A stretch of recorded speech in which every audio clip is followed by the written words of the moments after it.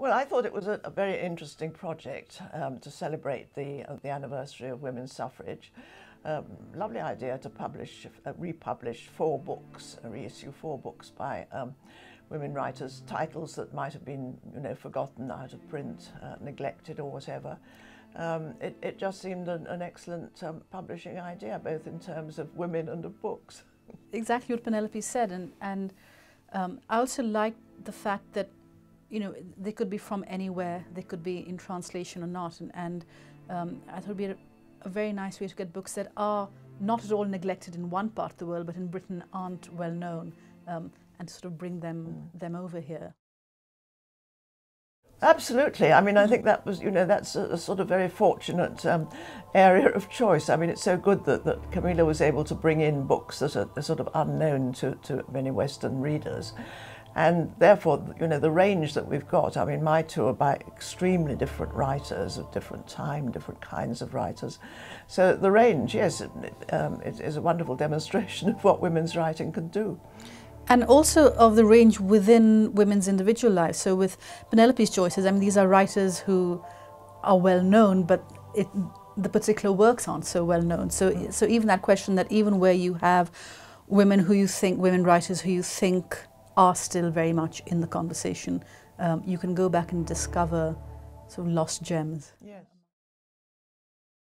I don't think at the point of choosing them, but I'm now seeing that actually there is a link, because there's certainly a link between Nesbit and Mary McCarthy. They're both extremely feisty women. They're feisty women with strong views, both of them very left-wing.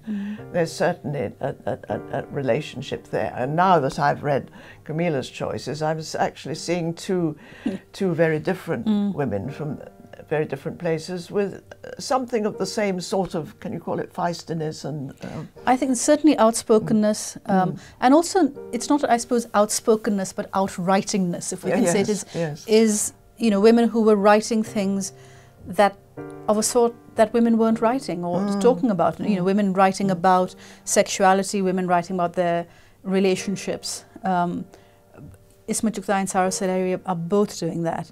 And I think that question of what it's, and they're both doing it in the essay as well as in short stories, I mean, in non-fiction as well as other forms.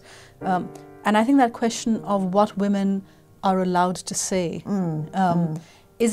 probably goes back to that question of the canon as well. The reason we have so many more men in the canon than women is also, I think a lot of women would have written things and made people very uncomfortable by the things they were writing. And I think all 4 of these writers probably made people feel uncomfortable. Yes, they probably did. I mean, I'm sure they did at the time. Well, certainly Mary McCarthy caused a storm with the group, which was very outspoken in its treatment of sexuality and attitudes. And I mean, E. Nesbit in her own sort of private life was certainly that. I mean, she was a member of the Fabian Society. She was outspoken in that way, and also one of the other things that I admire about her, she's very much the professional writer. I mean, she was writing because she jolly well had to. She had a hopeless husband, a philandering husband who made no money whatsoever, and they had 5 children,